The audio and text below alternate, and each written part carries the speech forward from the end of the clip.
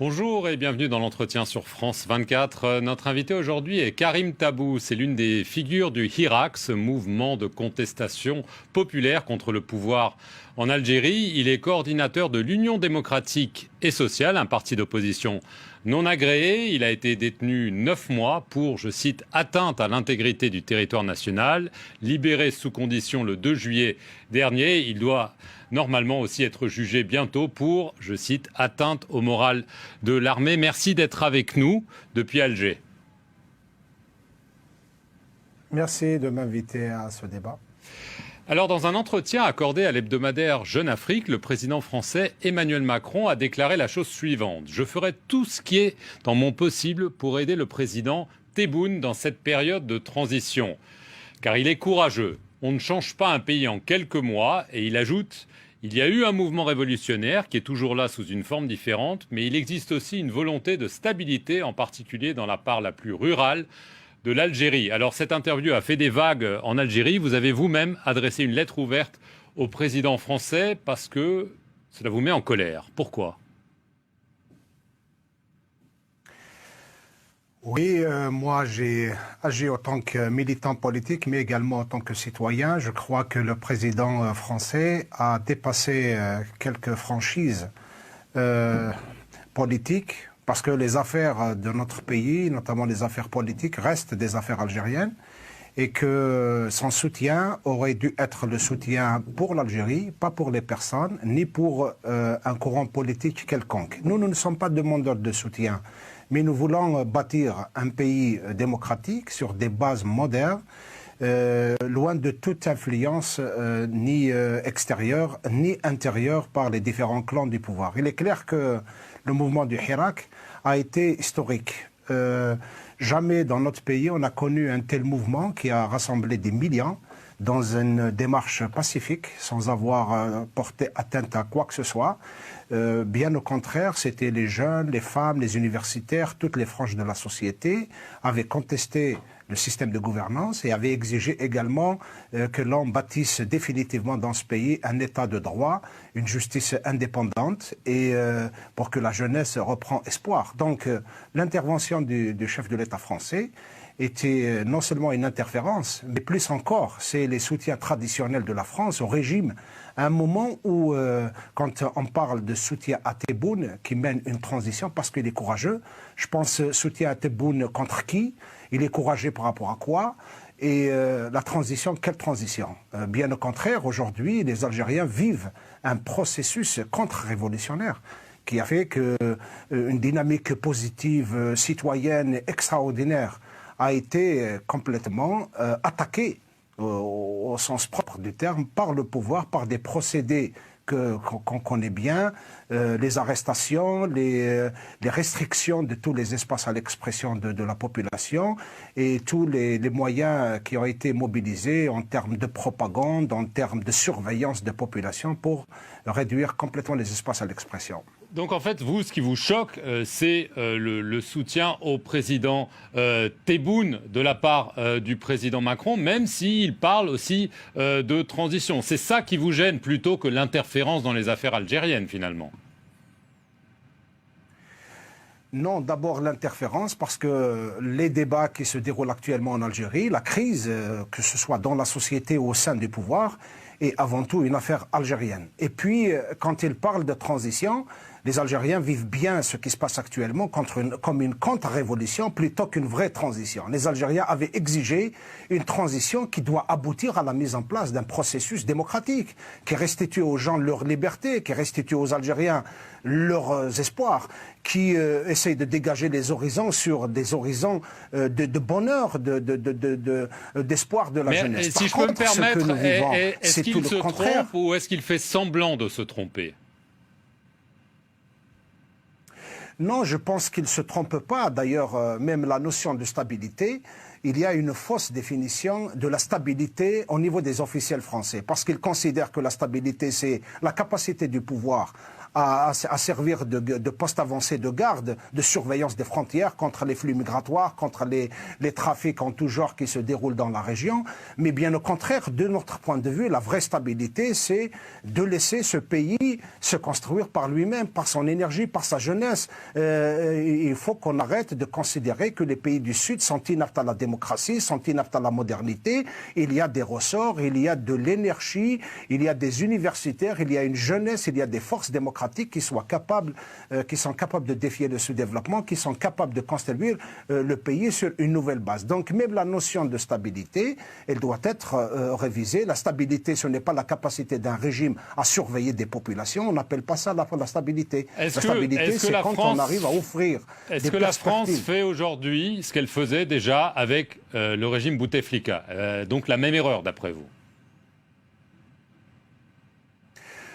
Je pense encore pire, parce que du temps de Bouteflika, les officiels français pouvaient se justifier par le fait que les alternatives étaient absentes. Et c'était également un des arguments qui était très utilisé par les députés européens, notamment les députés français, toutes les tendances.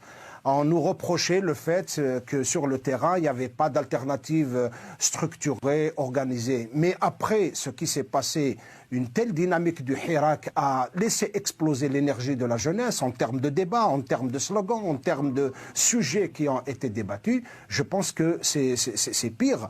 Et puis, c'est en cohérence avec les prises de position antérieures.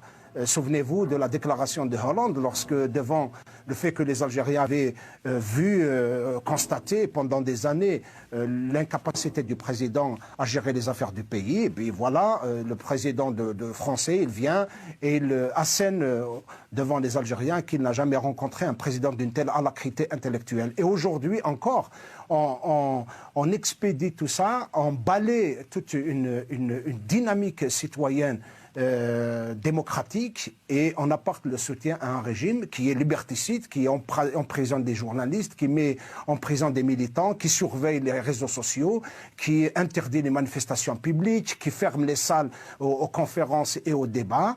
Et là, on ne peut pas considérer cela comme une transition. Donc pour vous, l'Algérie est une dictature encore aujourd'hui ?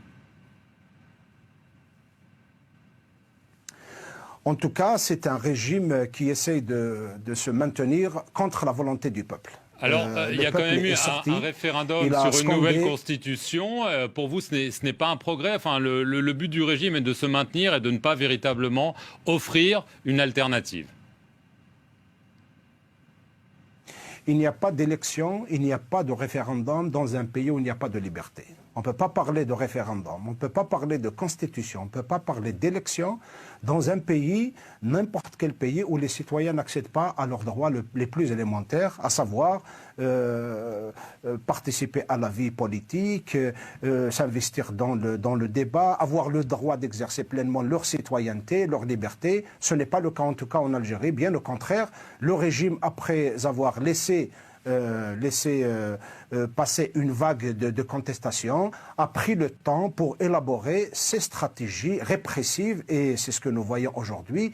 Bien au contraire, le pouvoir essaie de se restructurer contre la révolution, contre la démocratie, contre les citoyens. Alors le problème, c'est le Hirak, évidemment la difficulté de se structurer, d'offrir une véritable alternative. Est-ce que vous admettez qu'il y a une difficulté à concrétiser cette dynamique dont vous parlez ? Enfin, je pense qu'il faut sortir de cette logique de démocratie d'appareil. Parce que la démocratie d'appareil, effectivement, nous avons vécu par le passé un semblant de vie politique, de partis, de structures, d'élections, de présidents, etc. Je pense que les Algériens ont voulu cette fois sortir de cette logique de dynamique d'appareil pour aller vers une dynamique citoyenne sérieuse qui permettra l'émergence de nouvelles idées, de nouvelles figures, de nouvelles mœurs politiques, de nouvelles façons de concevoir l'avenir. Et je pense que là, la jeunesse algérienne, elle veut pas les arrimages anciens, ni les arrimages à l'Occident, ni les arrimages à l'Orient, ni les arrimages à Paris, ni à Washington, ni à Riyad, ni à Doha. Bien au contraire, les Algériens veulent construire une Algérie algérienne fondée sur la modernité algérienne, qui respecte les règles démocratiques, qui respecte le suffrage universel et qui donne de l'espoir à la jeunesse. Au fait, tout ce qu'on est en train de faire, c'est essayer de redonner de l'espoir à la jeunesse. Ce pays est constitué de 70% de jeunes. Pourquoi ces jeunes se jettent dans la mer? Pourquoi ces jeunes cherchent à aller à Paris ou cherchent à aller ailleurs? Un pays riche, un pays qui a tout le potentiel, tous les avantages pour que la jeunesse s'investisse, crée ait envie de rester dans ce pays. Ce n'est pas normal qu'un pays aussi vaste qui fait en termes de superficie 5 fois la France et qui a... Juste une dernière petite question, parce qu'on arrive à la fin de l'interview. Je voulais quand même vous poser une question sur l'absence depuis un mois environ, pour raison de santé, du président Tebboune, touché par le Covid. Il est en Allemagne. Qu'est-ce que ça vous évoque? Pour certains, ça rappelle les années Bouteflika. Quelle est votre réaction à cette vacance du pouvoir, entre guillemets? Oui, c'est un épisode qui s'ajoute aux anciens épisodes, mais tout le monde sait, en Algérie en tout cas, les forces démocratiques, les jeunes, les Algériens savent bien que le pouvoir ne s'est jamais exercé au niveau des institutions. Une des caractéristiques du régime algérien est que le pouvoir s'exerce en dehors des institutions. Donc vous avez des institutions de façade et l'élection du président n'a pas été conforme au principe. Donc pour vous, c'est une marionnette de l'armée, le président Tebboune? En tout cas, c'est un président qui n'a pas été élu par le peuple algérien. Il a été élu par une partie du peuple algérien qui est minoritaire. Et c'est toujours l'armée qui est à la manœuvre en Algérie aujourd'hui? C'est ma dernière question. En tout cas, ce que je peux vous affirmer, c'est que les Algériens ne sont pas consultés dans la prise de décision. Ils sont exclus de la décision politique et que le tout se déroule dans l'opacité la plus totale. Et la preuve est que du temps de Bouteflika ou pendant la maladie de Tebboune, le pays fonctionne dans l'opacité absolue. Karim Tabou, merci à vous d'avoir répondu aux questions de France 24 depuis Alger, et merci à vous d'avoir regardé cet entretien sur les antennes de France 24.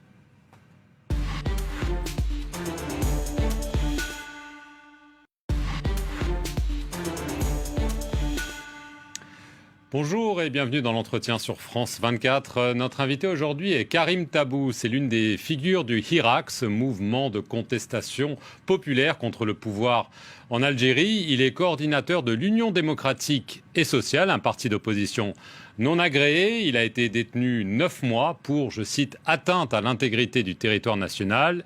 Libéré sous condition le 2 juillet dernier, il doit normalement aussi être jugé bientôt pour, je cite, atteinte au moral de l'armée. Merci d'être avec nous depuis Alger. Merci de m'inviter à ce débat. Alors, dans un entretien accordé à l'hebdomadaire Jeune Afrique, le président français Emmanuel Macron a déclaré la chose suivante: « Je ferai tout ce qui est dans mon possible pour aider le président Tebboune dans cette période de transition.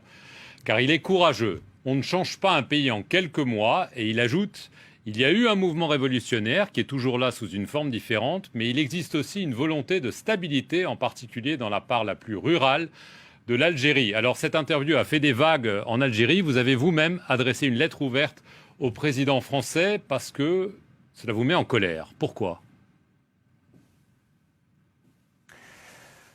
Oui, moi j'ai agi en tant que militant politique, mais également en tant que citoyen. Je crois que le président français a dépassé quelques franchises politiques, parce que les affaires de notre pays, notamment les affaires politiques, restent des affaires algériennes, et que son soutien aurait dû être le soutien pour l'Algérie, pas pour les personnes, ni pour un courant politique quelconque. Nous ne sommes pas demandeurs de soutien, mais nous voulons bâtir un pays démocratique sur des bases modernes, loin de toute influence ni extérieure ni intérieure par les différents clans du pouvoir. Il est clair que le mouvement du Hirak a été historique.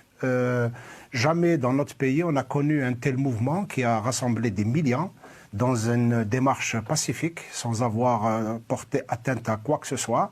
Bien au contraire, c'était les jeunes, les femmes, les universitaires, toutes les franges de la société avaient contesté le système de gouvernance et avaient exigé également que l'on bâtisse définitivement dans ce pays un état de droit, une justice indépendante et pour que la jeunesse reprend espoir. Donc l'intervention du chef de l'État français était non seulement une interférence, mais plus encore, c'est les soutiens traditionnels de la France au régime. À un moment où, quand on parle de soutien à Tebboune, qui mène une transition parce qu'il est courageux, je pense soutien à Tebboune contre qui? Il est courageux par rapport à quoi? Et la transition, quelle transition? Bien au contraire, aujourd'hui, les Algériens vivent un processus contre-révolutionnaire qui a fait qu'une dynamique positive, citoyenne, extraordinaire a été complètement attaquée au sens propre du terme par le pouvoir, par des procédés qu'on connaît bien, les arrestations, les restrictions de tous les espaces à l'expression de la population et tous les moyens qui ont été mobilisés en termes de propagande, en termes de surveillance de population pour réduire complètement les espaces à l'expression. Donc en fait, vous, ce qui vous choque, c'est le soutien au président Tebboune de la part du président Macron, même s'il parle aussi de transition. C'est ça qui vous gêne plutôt que l'interférence dans les affaires algériennes, finalement?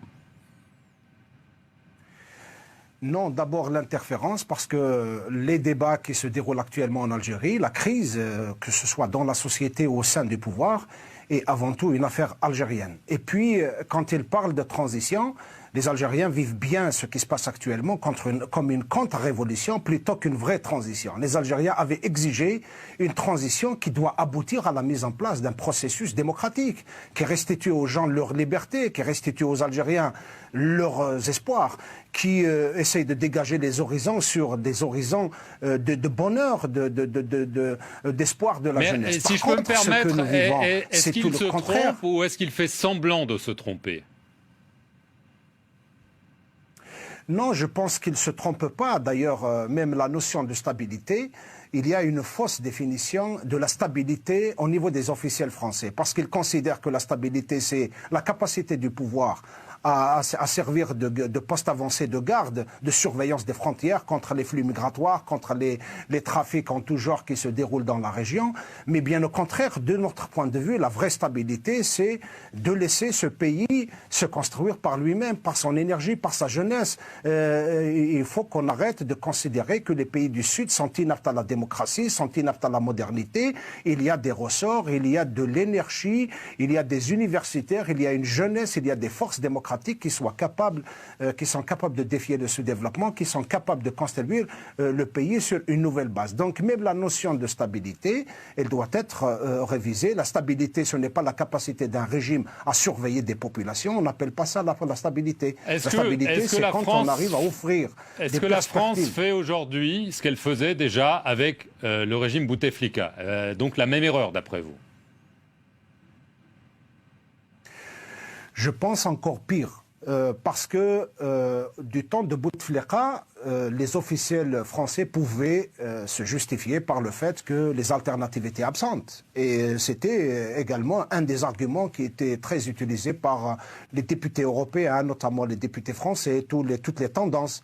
On nous reprochait le fait que sur le terrain, il n'y avait pas d'alternative structurée, organisée. Mais après ce qui s'est passé, une telle dynamique du Hirak a laissé exploser l'énergie de la jeunesse en termes de débat, en termes de slogans, en termes de sujets qui ont été débattus. Je pense que c'est pire.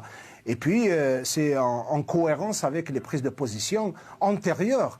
Souvenez-vous de la déclaration de Hollande lorsque, devant le fait que les Algériens avaient constaté pendant des années l'incapacité du président à gérer les affaires du pays, et puis voilà, le président de français, il vient et il assène devant les Algériens qu'il n'a jamais rencontré un président d'une telle alacrité intellectuelle. Et aujourd'hui encore, on expédie tout ça, on balaie toute une dynamique citoyenne démocratique et on apporte le soutien à un régime qui est liberticide, qui emprisonne des journalistes, qui met en prison des militants, qui surveille les réseaux sociaux, qui interdit les manifestations publiques, qui ferme les salles aux conférences et aux débats.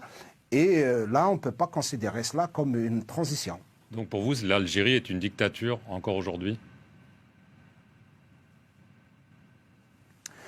En tout cas, c'est un régime qui essaye de se maintenir contre la volonté du peuple. Alors, il y a quand même eu un référendum sur une nouvelle constitution.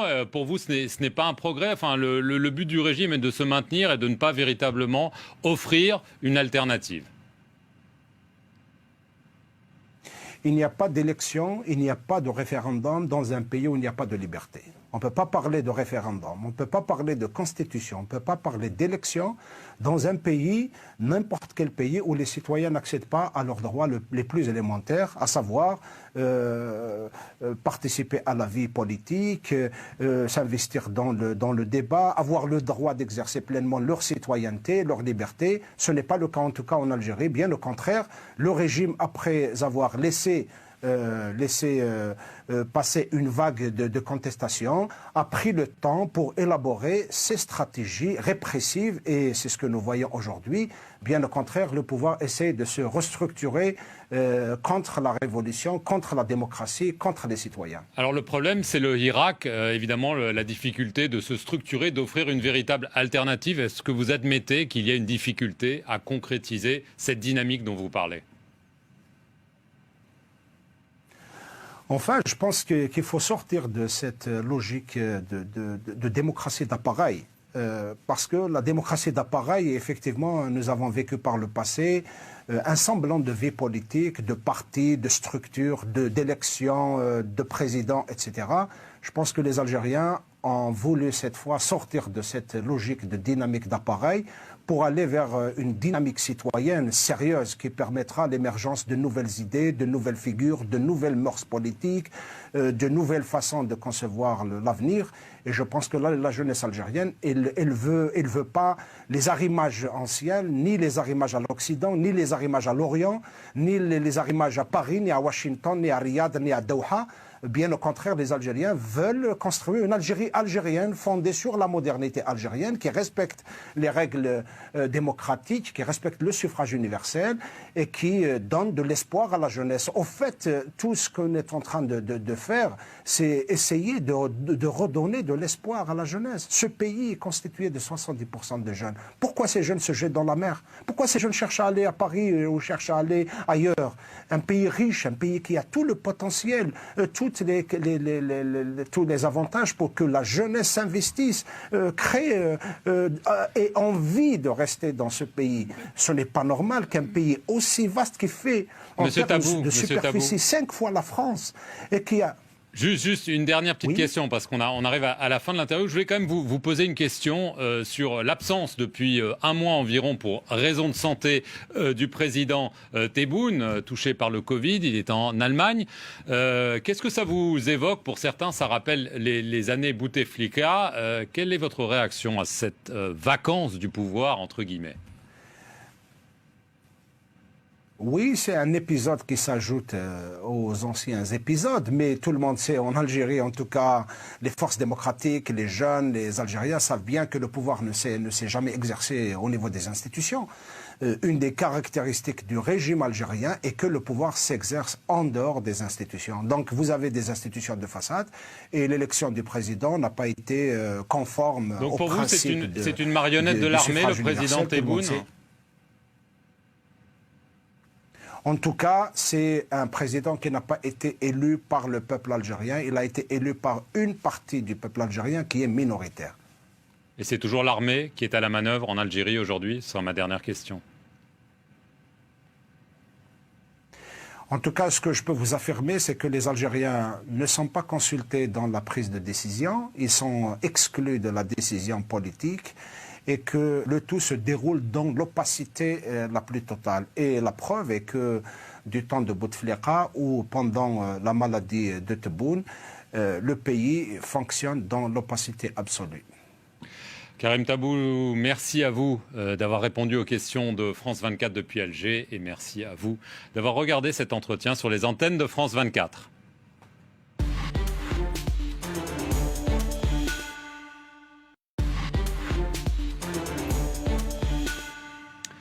Bonjour et bienvenue dans l'entretien sur France 24. Notre invité aujourd'hui est Karim Tabou. C'est l'une des figures du Hirak, ce mouvement de contestation populaire contre le pouvoir en Algérie. Il est coordinateur de l'Union démocratique et sociale, un parti d'opposition non agréé. Il a été détenu 9 mois pour, je cite, atteinte à l'intégrité du territoire national. Libéré sous condition le 2 juillet dernier, il doit normalement aussi être jugé bientôt pour, je cite, atteinte au moral de l'armée. Merci d'être avec nous depuis Alger.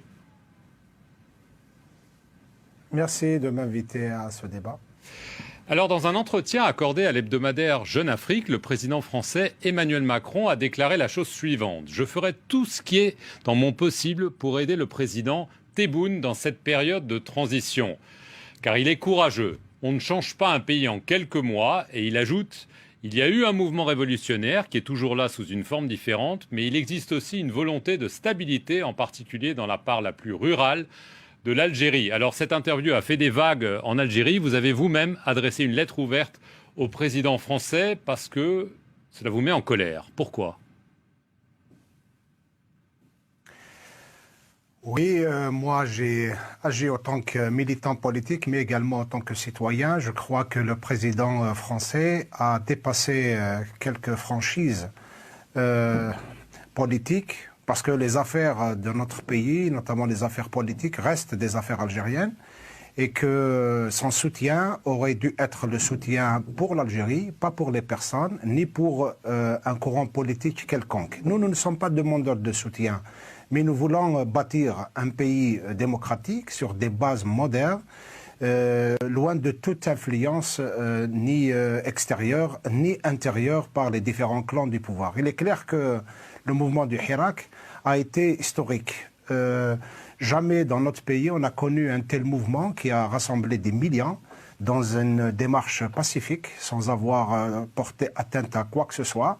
Bien au contraire, c'était les jeunes, les femmes, les universitaires, toutes les franges de la société avaient contesté le système de gouvernance et avaient exigé également que l'on bâtisse définitivement dans ce pays un état de droit, une justice indépendante et pour que la jeunesse reprend espoir. Donc l'intervention du chef de l'État français était non seulement une interférence, mais plus encore, c'est les soutiens traditionnels de la France au régime, à un moment où, quand on parle de soutien à Tebboune, qui mène une transition parce qu'il est courageux, je pense soutien à Tebboune contre qui?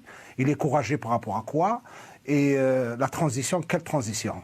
Bien au contraire, aujourd'hui, les Algériens vivent un processus contre-révolutionnaire qui a fait qu'une dynamique positive, citoyenne, extraordinaire a été complètement attaquée au sens propre du terme par le pouvoir, par des procédés qu'on connaît bien, les arrestations, les restrictions de tous les espaces à l'expression de la population et tous les moyens qui ont été mobilisés en termes de propagande, en termes de surveillance de population pour réduire complètement les espaces à l'expression. Donc en fait, vous, ce qui vous choque, c'est le soutien au président Tebboune de la part du président Macron, même s'il parle aussi de transition. C'est ça qui vous gêne plutôt que l'interférence dans les affaires algériennes, finalement?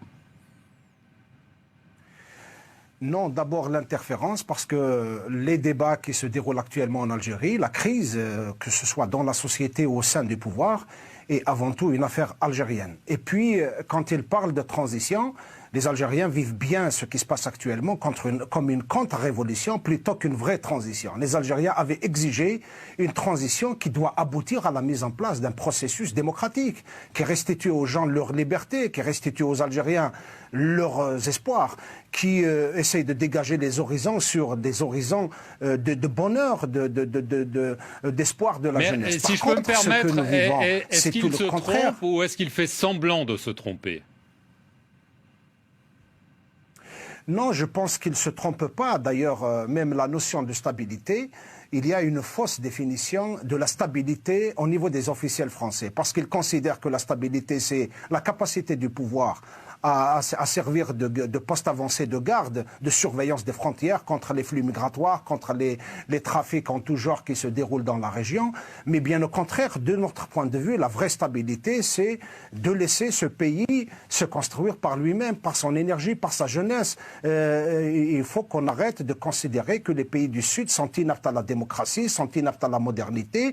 Il y a des ressorts, il y a de l'énergie, il y a des universitaires, il y a une jeunesse, il y a des forces démocratiques qui sont capables de défier le sous-développement, qui sont capables de construire le pays sur une nouvelle base. Donc même la notion de stabilité, elle doit être révisée. La stabilité, ce n'est pas la capacité d'un régime à surveiller des populations. On n'appelle pas ça la stabilité. La stabilité, c'est quand on arrive à offrir des perspectives. Est-ce que la France fait aujourd'hui ce qu'elle faisait déjà avec le régime Bouteflika, donc la même erreur d'après vous?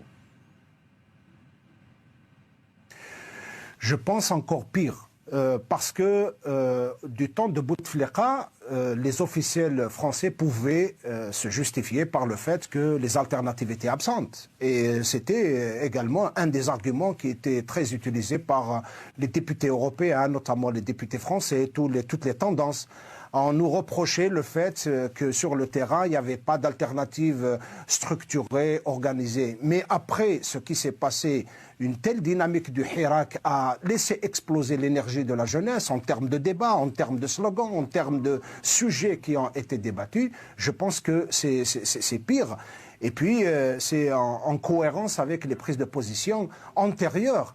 Souvenez-vous de la déclaration de Hollande lorsque, devant le fait que les Algériens avaient constaté pendant des années l'incapacité du président à gérer les affaires du pays, et puis voilà, le président de français, il vient et il assène devant les Algériens qu'il n'a jamais rencontré un président d'une telle alacrité intellectuelle. Et aujourd'hui encore, on expédie tout ça, on balaie toute une dynamique citoyenne démocratique et on apporte le soutien à un régime qui est liberticide, qui emprisonne des journalistes, qui met en prison des militants, qui surveille les réseaux sociaux, qui interdit les manifestations publiques, qui ferme les salles aux conférences et aux débats. Et là, on ne peut pas considérer cela comme une transition. Donc pour vous, l'Algérie est une dictature encore aujourd'hui ? En tout cas, c'est un régime qui essaye de se maintenir contre la volonté du peuple. Alors, il y a quand même eu un référendum sur une nouvelle constitution. Pour vous, ce n'est pas un progrès. Enfin, le but du régime est de se maintenir et de ne pas véritablement offrir une alternative. Il n'y a pas d'élection, il n'y a pas de référendum dans un pays où il n'y a pas de liberté. On ne peut pas parler de référendum, on ne peut pas parler de constitution, on ne peut pas parler d'élection dans un pays, n'importe quel pays, où les citoyens n'accèdent pas à leurs droits les plus élémentaires, à savoir participer à la vie politique, s'investir dans le débat, avoir le droit d'exercer pleinement leur citoyenneté, leur liberté. Ce n'est pas le cas en tout cas en Algérie, bien au contraire. Le régime, après avoir laissé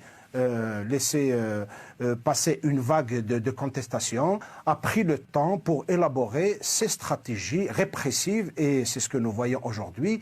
Bien au contraire, le pouvoir essaie de se restructurer contre la révolution, contre la démocratie, contre les citoyens. Alors le problème, c'est le Hirak, évidemment la difficulté de se structurer, d'offrir une véritable alternative. Est-ce que vous admettez qu'il y a une difficulté à concrétiser cette dynamique dont vous parlez ? Enfin, je pense qu'il faut sortir de cette logique de démocratie d'appareil. Parce que la démocratie d'appareil, effectivement, nous avons vécu par le passé un semblant de vie politique, de partis, de structures, d'élections, de présidents, etc. Je pense que les Algériens ont voulu cette fois sortir de cette logique de dynamique d'appareil pour aller vers une dynamique citoyenne sérieuse qui permettra l'émergence de nouvelles idées, de nouvelles figures, de nouvelles mœurs politiques, de nouvelles façons de concevoir l'avenir. Et je pense que là, la jeunesse algérienne, elle veut pas les arrimages anciens, ni les arrimages à l'Occident, ni les arrimages à l'Orient, ni les arrimages à Paris, ni à Washington, ni à Riyad, ni à Doha. Bien au contraire, les Algériens veulent construire une Algérie algérienne fondée sur la modernité algérienne, qui respecte les règles démocratiques, qui respecte le suffrage universel et qui donne de l'espoir à la jeunesse. Au fait, tout ce qu'on est en train de faire, c'est essayer de redonner de l'espoir à la jeunesse. Ce pays est constitué de 70% de jeunes. Pourquoi ces jeunes se jettent dans la mer? Pourquoi ces jeunes cherchent à aller à Paris ou cherchent à aller ailleurs? Un pays riche, un pays qui a tout le potentiel, tous les avantages pour que la jeunesse s'investisse, crée et envie de rester dans ce pays. Ce n'est pas normal qu'un pays aussi vaste qui fait en termes de superficie 5 fois la France et qui a... Juste une dernière petite question, parce qu'on arrive à la fin de l'interview. Je voulais quand même vous poser une question sur l'absence depuis un mois environ, pour raison de santé, du président Tebboune, touché par le Covid. Il est en Allemagne. Qu'est-ce que ça vous évoque? Pour certains, ça rappelle les années Bouteflika. Quelle est votre réaction à cette vacance du pouvoir, entre guillemets? Oui, c'est un épisode qui s'ajoute aux anciens épisodes, mais tout le monde sait, en Algérie en tout cas, les forces démocratiques, les jeunes, les Algériens savent bien que le pouvoir ne s'est jamais exercé au niveau des institutions. Une des caractéristiques du régime algérien est que le pouvoir s'exerce en dehors des institutions. Donc vous avez des institutions de façade et l'élection du président n'a pas été conforme au principe. Donc pour vous, c'est une marionnette de l'armée, le président Tebboune? En tout cas, c'est un président qui n'a pas été élu par le peuple algérien. Il a été élu par une partie du peuple algérien qui est minoritaire. Et c'est toujours l'armée qui est à la manœuvre en Algérie aujourd'hui? Ce sera ma dernière question. En tout cas, ce que je peux vous affirmer, c'est que les Algériens ne sont pas consultés dans la prise de décision. Ils sont exclus de la décision politique. Et que le tout se déroule dans l'opacité la plus totale. Et la preuve est que du temps de Bouteflika ou pendant la maladie de Tebboune, le pays fonctionne dans l'opacité absolue. Karim Tabou, merci à vous d'avoir répondu aux questions de France 24 depuis Alger, et merci à vous d'avoir regardé cet entretien sur les antennes de France 24.